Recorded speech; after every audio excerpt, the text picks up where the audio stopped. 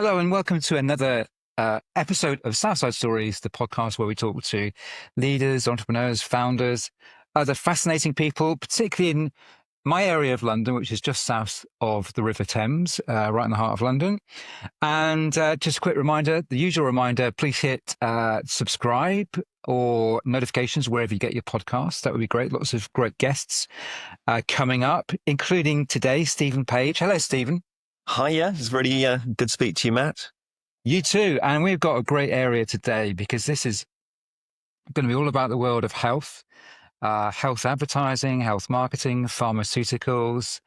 And Stephen, you and I had a little chat a couple of weeks ago, and I did a couple of years for a digital health consultancy, and then a couple of years in the UK for a digital health startup called Humour. So I know a little bit around this, and I know a lot of the audience. I know some very specific people are going to be fascinated in this conversation because you've got massive experience in this. So this is going to be great. Stephen, kick us off. Tell us a little bit about you and your company and maybe your job title. Okay, so this starts in reverse order. I tend to think of myself still as a designer and as a creative person. Okay, yeah. I suppose in terms of job title, I tend to hang on to the idea of just being a founder. I'm a little bit allergic to the job title of CEO because it's not the image that I would ever want to project. But do you think it's too commercial sounding, that title? Or I live in fear of becoming pompous. Okay. And at some point we'll talk about leadership style. It's really difficult. You're walking a fine line. Yes, that's true. Okay, so founder, great. And you're founder. Well, you've been founder a few times, haven't you? This will be the third business that I've helped to found and helped to grow. The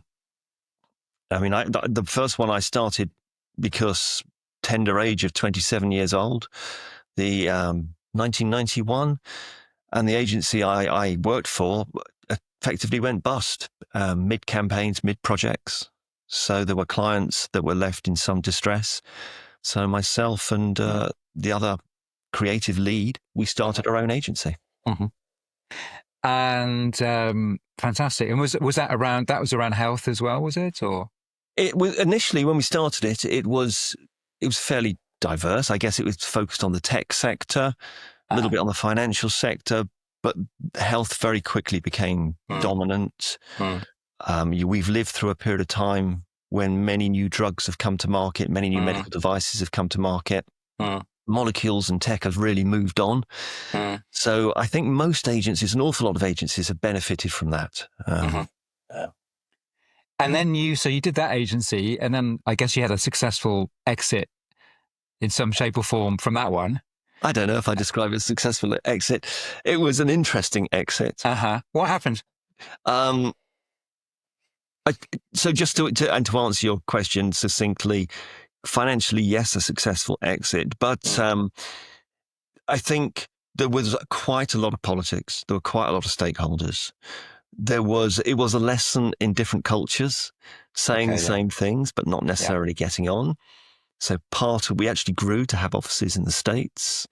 I spent a lot of time working in New York. And whilst we all spoke the same language, I don't think people were saying the same things. So some of the leadership fell out with each other, and there were quite a lot of politics. So eventually I decided to exit. Okay. And then that was I think agency number one. Yes. And then correct, yes. You then founded another agency after that. I was very fortunate. I wrote a one-line email to someone I knew socially, actually, and got on with very, very well. A guy called Martin Ellis, who was chairman of an agency called Medicom, very small agency, I think 20-something people at the time. I wrote him a one-line email as I was getting fed up with the politics, and I said, get me out of here. We had breakfast.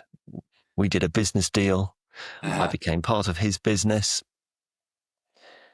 A few years later, so I think probably 2008, 2009, Euro RSCG was looking to reinvent itself, particularly in terms of the healthcare sector. Yeah. And they approached 3 agencies, so Chelsea in New York, Lynx up in Manchester, and Medicom in London. And that became the bedrock of Havas life. Oh, right. Okay. Interesting.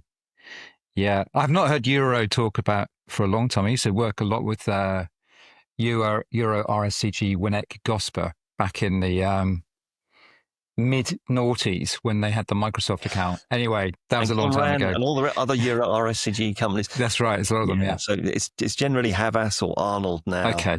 Yeah. There's been a huge amount of consolidation, hasn't there, in that yeah. in that space? Yeah. So Havas, so that became Havas Life, and then you did a stint. I probably did, I think I did just under 10 years. Yeah. There. Okay. It grew very successfully. So if you think my day one, I think there were just under 20 something people.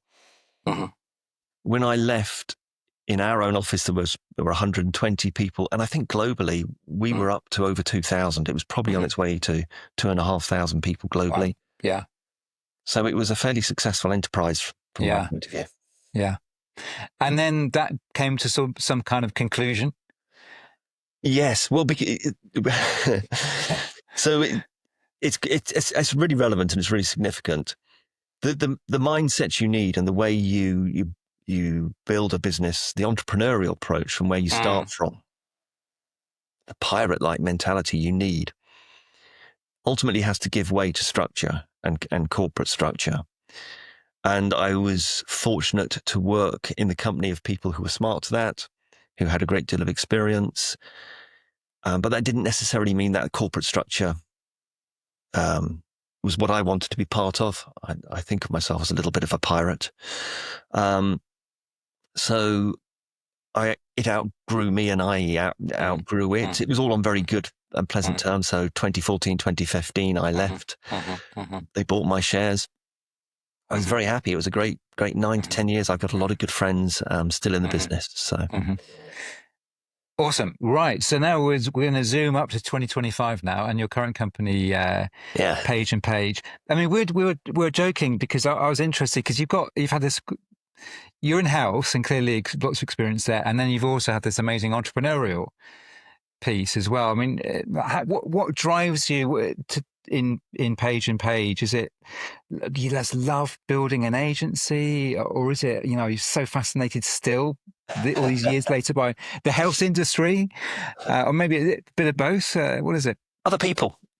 Okay. So there's a few different things. I think first and foremost, I've always believed there's a C.S. Lewis saying that any person who cannot see the world out of others' eyes is a prisoner to themselves. And I think when I was very young, the whole idea of being actively considerate of other people and interested in other people really fascinated me, because if you can immerse yourself in how others see the world and you're genuinely interested and you genuinely want to ask those questions, you really enrich your own life. So I get my energy from doing that. I was always a little bit interested in science. I was always interested in design as opposed to art. So I love art. I love self-expression. But my output for it was always design. I trained as a proper designer. Now, when I say that, I don't mean someone who sits on a Mac all day. I'm interested in business problems and solutions. Within the world of medicine, there are lots of innovations. There's lots of new value that's being introduced, which is what innovation means. It's difficult to communicate that to people who are trained clinically, because if you're a healthcare professional, you are taught to create no more jeopardy. You want to cure people, not make it worse. So you're risk adverse. So communication and the design of that communication and the campaigns, whether it's education or disease awareness, it's really interesting. You have to know how to deal with people's confirmation bias and what's going on subconsciously in order to help them. You get to learn about patients and patients' needs. So for me, it's a self-fulfilling prophecy, if you like. I have a deep interest in seeing the world from other people's point of view, including patients, including healthcare professionals, and including the business people who are trying to make the pharmaceutical and med tech companies trying to retain their success, really, and trying to progress medicine, which is pretty challenging right now. It's a really interesting point in time when we're having this conversation. So I have a real interest in these people. And that's what drives me and how we built the business and how we built Page and Page. Yeah. Okay. Great to hear that. Let's zoom back out. We're going to go back into Page and Page in a second, because there's a lot to talk about there. But let's zoom out for a minute, and let's talk about the pharmaceutical industry a little bit. And you alluded to it just then.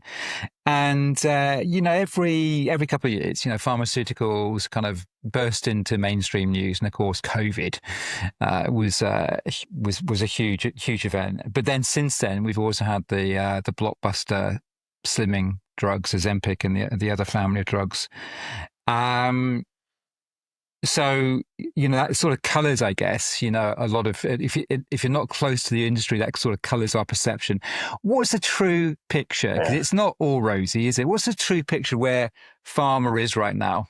Yeah. So, well, it's very interesting, isn't it? Because if you were to believe the media or believe some politicians right now, it's like the oil industry. Pharma guys are the bad guys. Mm-hmm.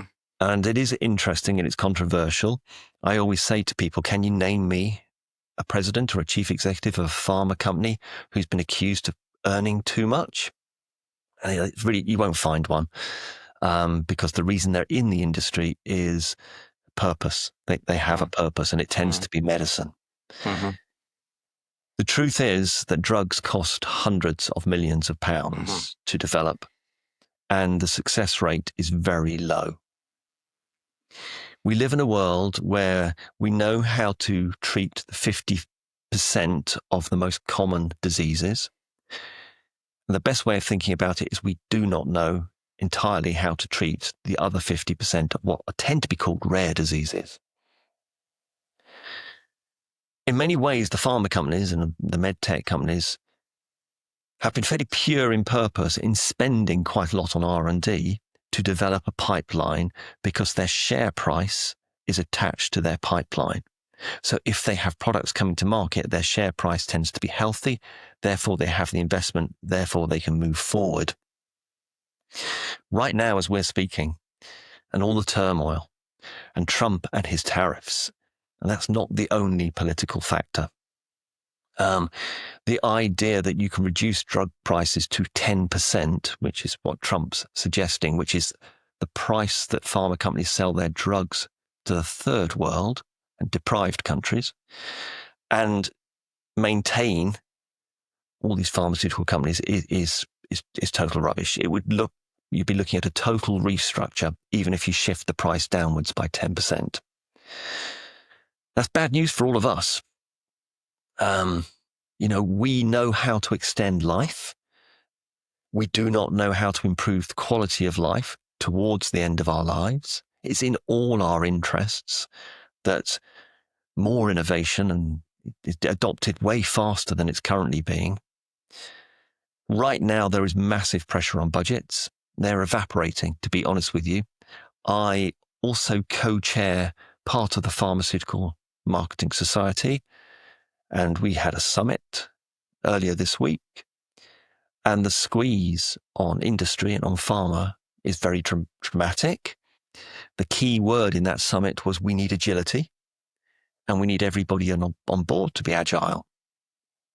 There are some big barriers, because to work in this sector, you need some very, very smart people, smart scientific people, but they've got to have imaginations, because if you're trying to communicate with people, you need to be a good communicator. Therefore, you need an imagination. So finding that combination of people, expensive people, who are scientifically qualified and understand regulations and have imagination, that's challenging. So it is a very challenging period of time right now. That pipeline of drug discovery, I think it goes through at least 4 stages, doesn't it? You commonly talk about phase 1, 2, and 3. Phases, yes. Phase 3 is pre-launch. Phase 2 is proof of concept, commercial proof of concept. Drugs are failing at phase 2 right now because of everything I've just said, because healthcare systems around the world cannot afford to buy the drugs. There is no proof of concept commercially. And is that started to show up in things like share price? Share prices are fragile. They're not particularly buoyant. The industry, we commonly refer to it as industry, it's a very smart industry. It is being very innovative in the way it's restructuring itself right now. There's a hope that the political landscape will change. And therefore, it's more a question of surviving the next 6-7 months. And then more common sense will come back into the market. And I think that's probably true. I think at some point, some of the extremism that's around at the moment will be censored. And at that point, some of the more sober leaders will, within commerce and and politically, will take the helm, and we'll get back on track. So, and yes, well, let's hope so. And in the meantime, I've heard that there's quite a lot of restructuring going on. Yeah, there's a lot of redundancies. Yeah, right. Yeah. You've got starting to get the costs under control. Yeah, we're still benefiting from the fact that pipelines were developed. So there are, I think there's over 300 new molecules coming to market this year, next year. The problem now is overlap. So in cancer and oncology, there's lots of new innovation, which is good news. But a lot of those are Me Too drugs, so they're very similar. And the same with things like weight loss, some of the lifestyle diseases. The challenge will be that there are too many competitors in one space. Right. Yeah. Let's talk about now then when drugs go through, or current drugs that have gone through the four phases that are in the marketplace, because that's where your role as an agency, a marketer, comes more into play. How to tell us a little bit about what does pharma marketing look like? I mean, of course we've got it's a debate as to whether the word marketing is even the right word. So we're commonly referred to as an agency. Some people call us a communications company. It goes all the way back to health economics. So you're when you get involved at phase 2, you're really looking at what price can the market sustain for this product. That will be different in different parts of the world. So the pharma industry is very good at trying to take into account affordability in different markets. So the developed markets will pay a higher price than the third world countries. So it all starts with health economics. And we then talk about market access, which is who are all the people you need to build consensus with. It's often referred to as formulary. So you've got medicine management, all the way through to chief executives of hospital, healthcare trusts, and the healthcare professionals themselves.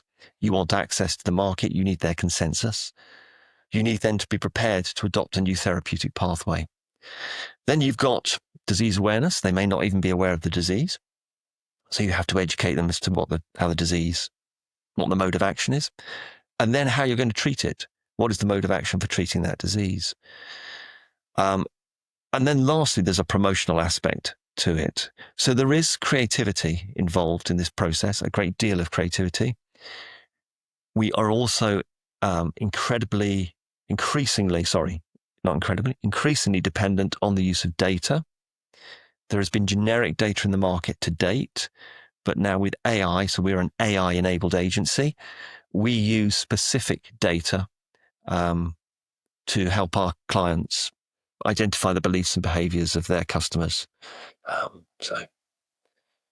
And we're definitely going to talk about the AI piece because you've got some really great innovation there.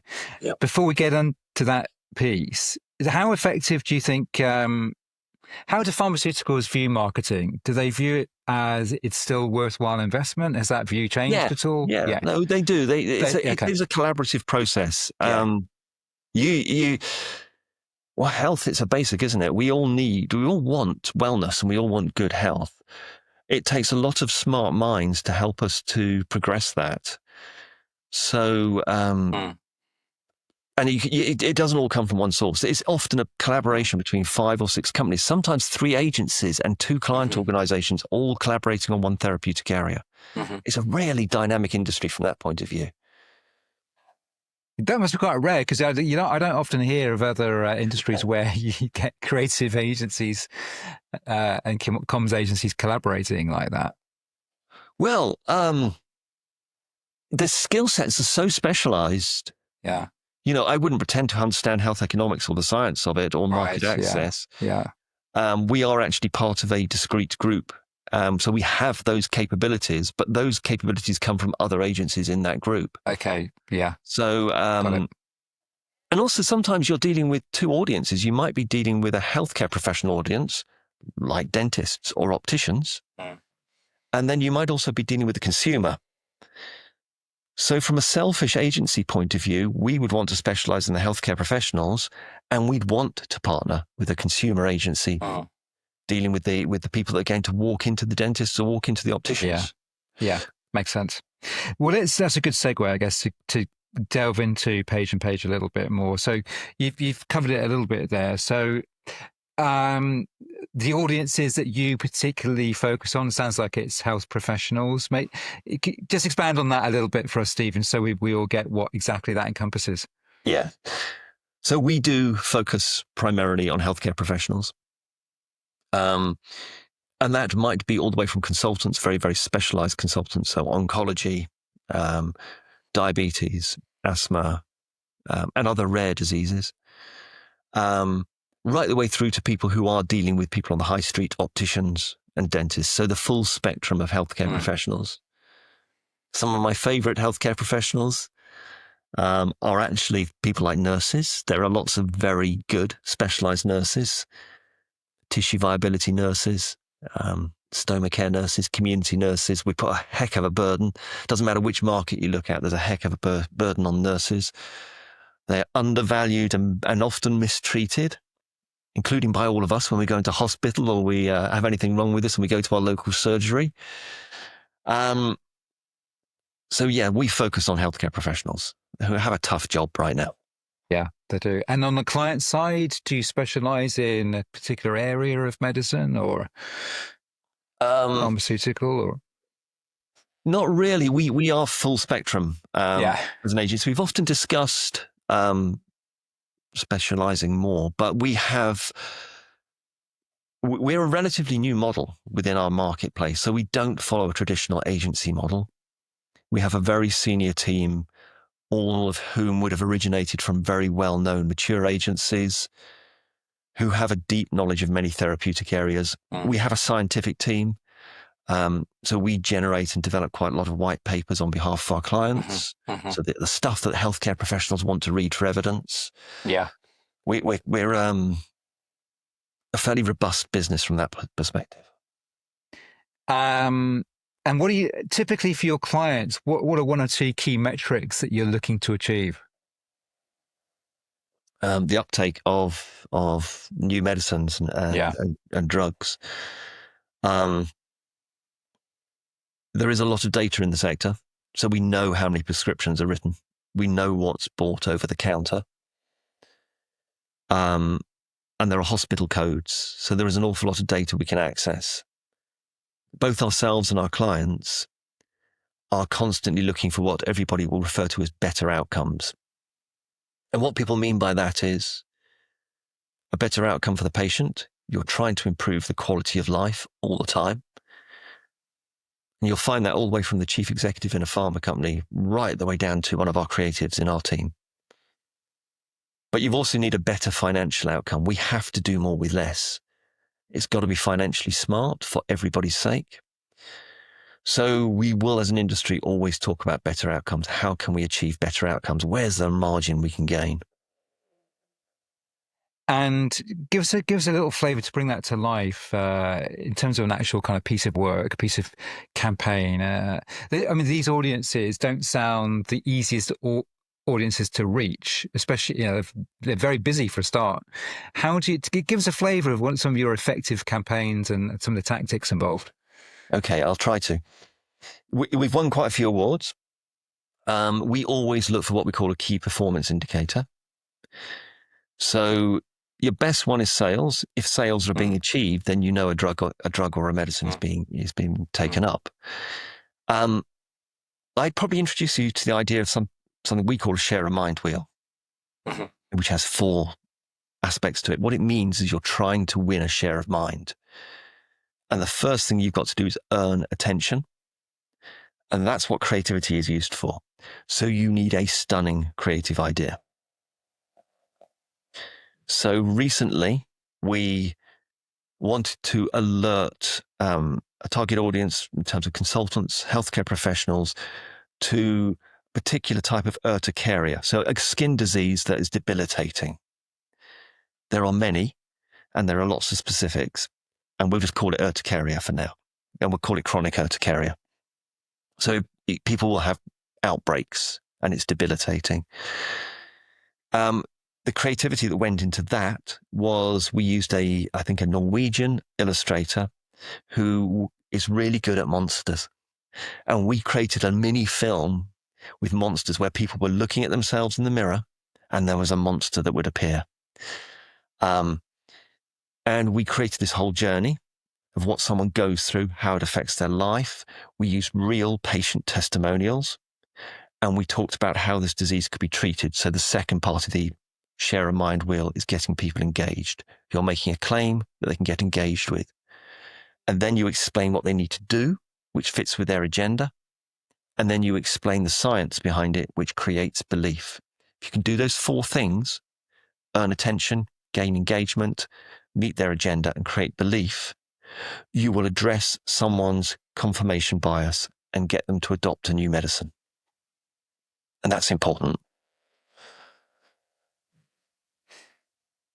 That sounds a great example. Because I wouldn't typically, and this might sound unfair, but typically I wouldn't associate amazing creativity with even B2B. But that sounds a really wonderful campaign. So was that a mixture of getting to the end patient, the end, what we wouldn't call them end users in this So the context, patients, I guess, so we're only allowed patient. to market to healthcare professionals. Okay, yeah. Yeah. So we're outside of the United States, most governments don't believe any of us as consumers could make healthcare decisions for ourselves. I think that will change in the next 4 or 5 years. And to your first point, every idea that we promote, I would say it's some of the best creativity you will ever see. I think it's often better than consumer creativity. We've created things like hydration angels in order to alert healthcare professionals as to how they can hydrate patients better, and run training schemes under the idea of hydration angels, people with wings emerging out of the water and all sorts of things. Lots of great videos, films, high production values, but also some guerrilla tactics in trying to alert people, earn their attention. You're talking about very intelligent people who are very time poor. You've really got to work hard to earn their attention. We will, certainly on YouTube, we will put at least a link to your website. Yep. And if there's some examples of what you've just talked about on there, we'll do some direct links if we can to that as well. Yeah, that's sounds often amazing. not, because it's in a confidential space. Yes, okay. And we're not. Our clients' campaigns have to be kept confidential. Yeah, they're targeting a discrete audience. Yeah, but if people contact us, we can show them stuff. And it's cool. Okay, that's good. We'll go with that. So there's probably a couple of things that differ. Well, let me ask you the question.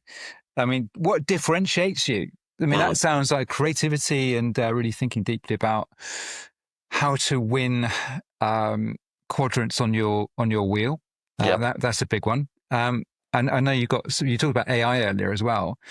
Tell us a little bit more about what is it that differentiates you as an agency? Yes.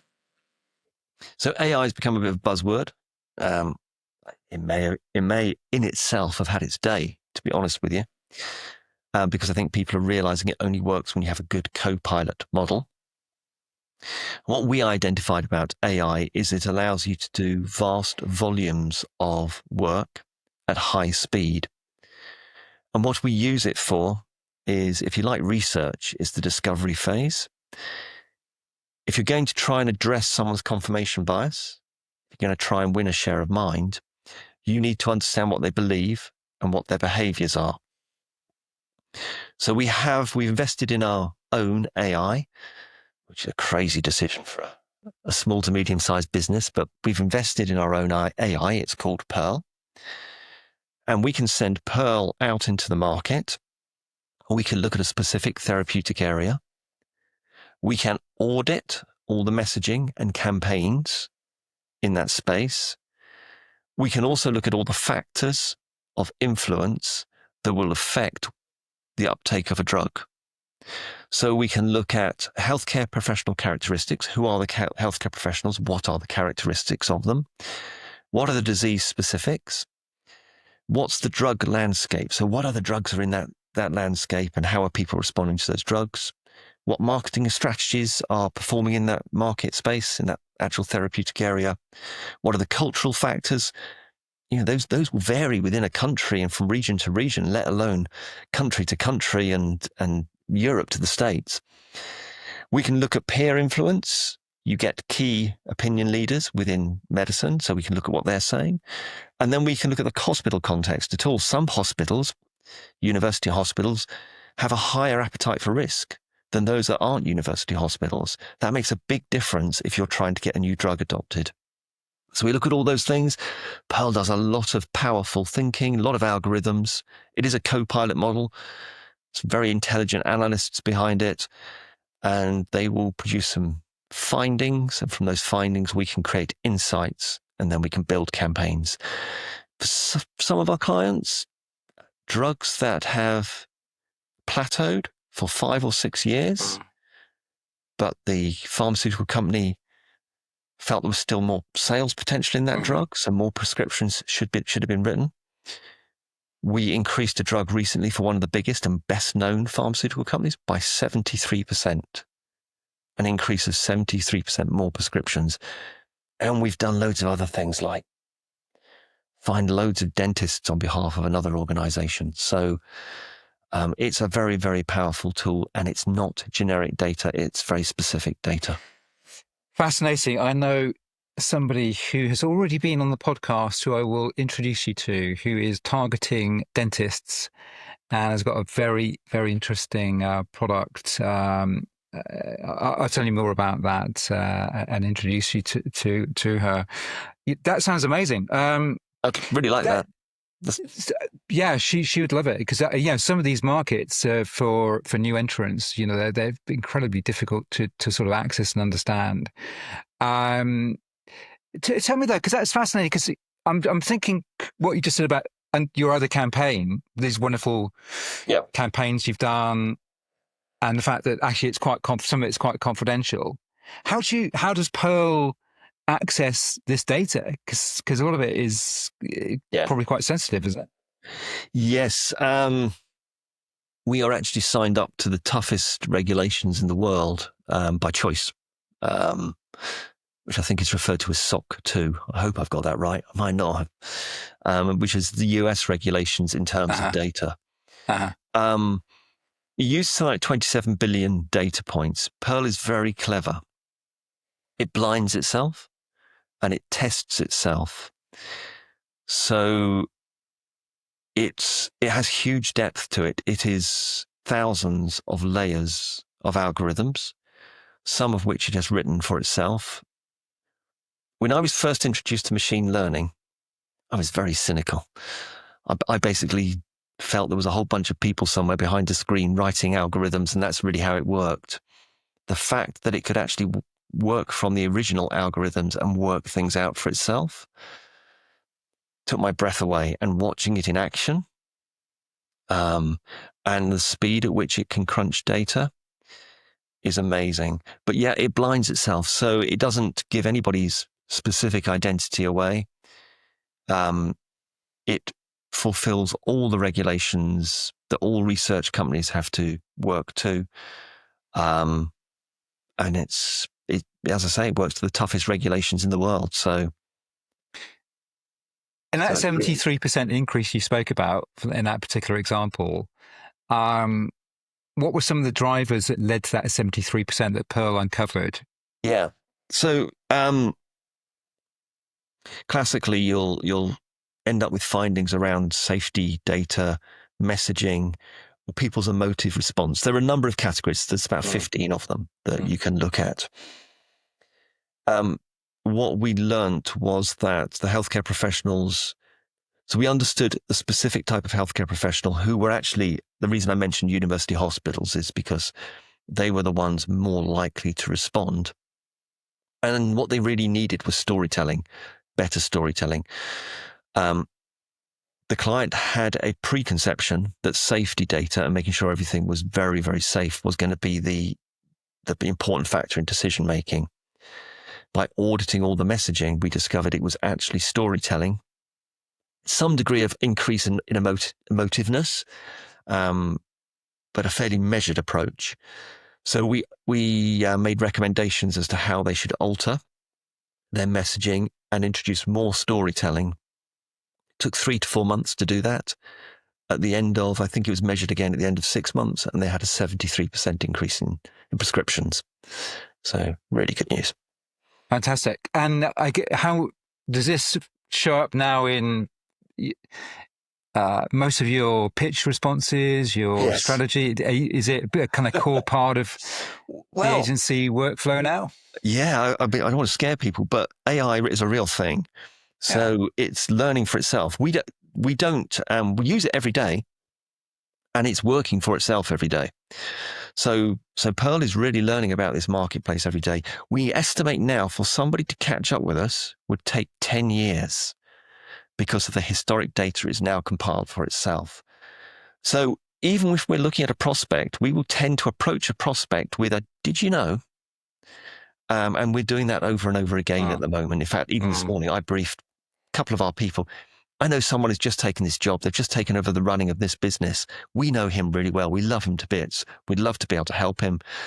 Can we have a look at what his business is doing by comparison to others? And let's go to him with something intelligent that he can use. So yeah, we use it all the time. I guess you could, are you thinking about using it? Because do you always attach it to a campaign, a piece of work, a strategy? Because I guess you could just use it a pure research tool. Yeah, you could. Yeah. It's slide one of every single presentation. We'll have some facts and figures on it. And it tends to be when we present, people look at this first slide and you have to get them off it. You have to get them off those facts and figures, off that hook. My God, you mean I've not addressed 67% of the market? Yeah, that's right. Yeah, I haven't. Yeah.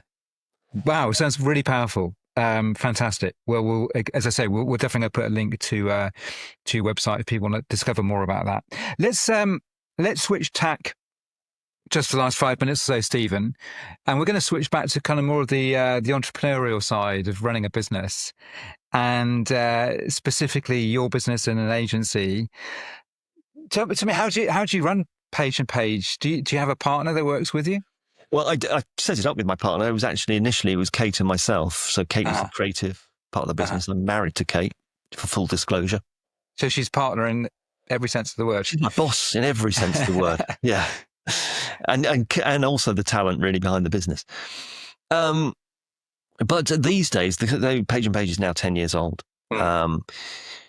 We had a small team around us initially. The greatest joy is watching other people spread their wings. You know, this interest in other people, seeing the world out of other people's eyes. And given Kate and I are fairly established in the industry, wanting to help other people spread their wings and grow and mature within the sector and discover their own capabilities and find what they're passionate about. That's a really big motivator for us. We're getting older, so we've got to get our energy from somewhere. Feel a bit like an old vampire sometimes. But we have built a senior team within the business. They run it day to day. And they're doing a great job. The business is maturing. We have made our way up the food chain. We were a creative startup that's won a bunch of awards that now takes part in some very serious conferences and is seen as breaking new ground. All of that is due to pulling together a very talented team. Some of them are very young, and some of them are a little bit more mature. But we have a consultative approach to what we're doing. It's less agency and more consultancy. a very innovative team, and they love a difficult business problem. So our approach to the business has been to coach and to mentor people, to give them the space to grow, to listen to their ideas. PIRL was an idea from one of our guys, and we backed it. Fantastic. One thing that one of many, many things that we coach around in my day job as an action coach is encouraging businesses to think about the end date or the dates that which their business will be finished. Yep. Because a lot of people do not think about that, and then circumstances change, and then rather than having a valuable asset, they have something that perhaps isn't valuable. You've done this already twice. Do you think in those terms? I mean, not as like a final maybe date of an exit, but do you think about when this business is sort of finished? Clearly, it's never really done, right? But a point at which you could take a few months off, go and do something else? Well, we probably need to sit and have an earnest conversation, Matt, and a discussion, because I'll be honest with you, it's a dilemma. Yeah. And even after all this time, I don't think Kate and I entirely know how to resolve it.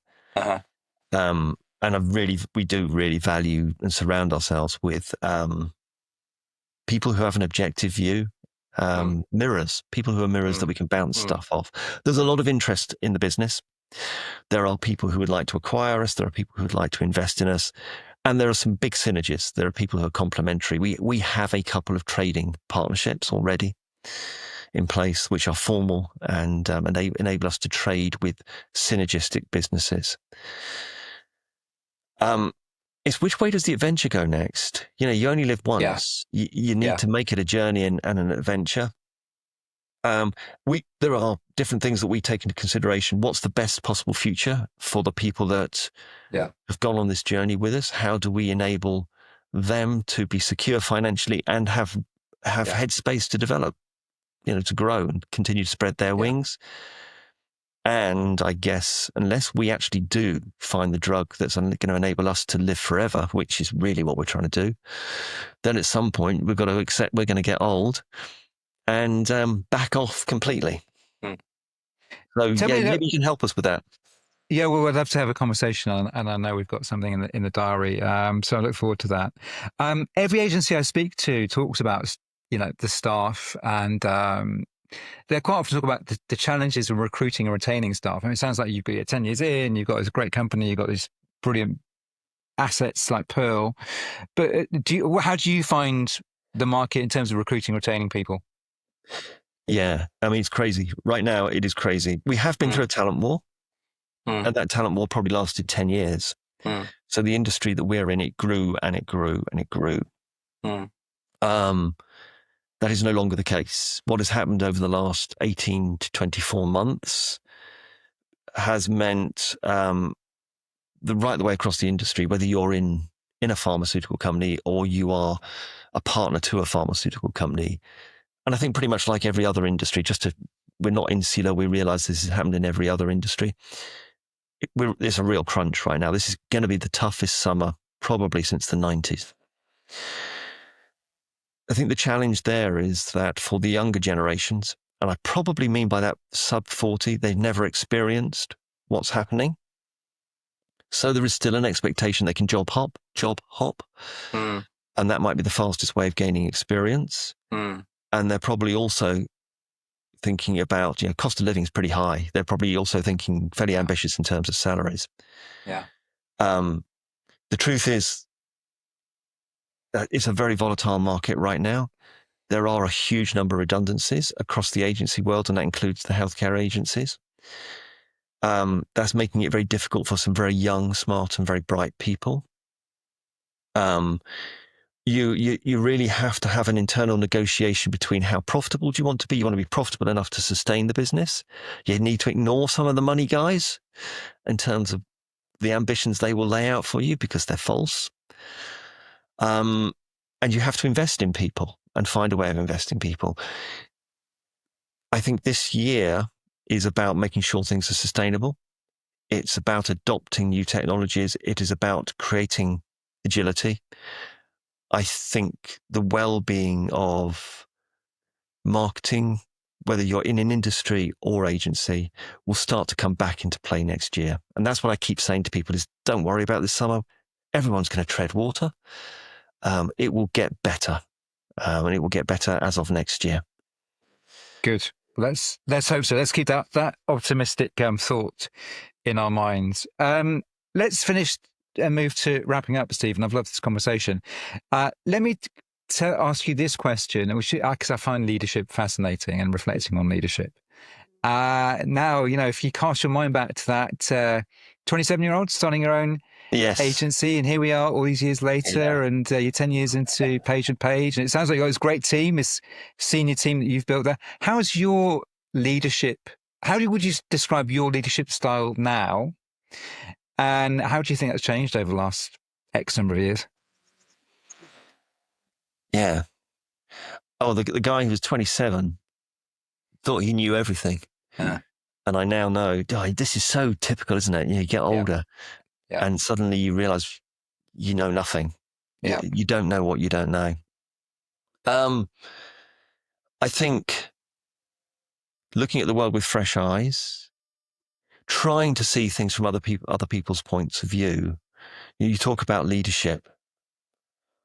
You've really got to put other people first. You are really, I do believe in the servant leader. You and I'll have an interesting conversation because I don't, in terms of coaching, I think you have to lead by example. I think leaders have to make more sacrifice than the people they are leading. They need to demonstrate where their heart and where their head is. So they have to show the way. Yeah. And sometimes they have to be stoic and they have to stand up. We live in a very narcissistic age. Mm-hmm. People are very self-involved. We've been through a terrible period where people were told you've got to love yourself first. Before you can love anybody else or have any kind of relationship, you've got to love yourself first. Well, of course, psychologists have proven how dangerous that is.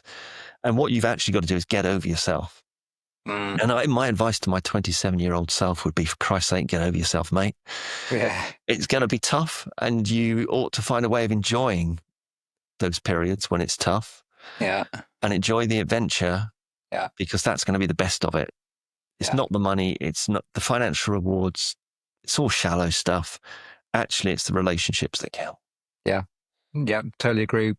That's great. I mean, so you talked about empathy, putting others first, leading by example, sacrifice, heart and head, getting that balance right. Sometimes, deploying one over the other and vice versa. And sometimes there's a balance between the two. Stoicism, getting over yourself. Yeah. All great stuff. Would you tick every of those boxes now? You reckon?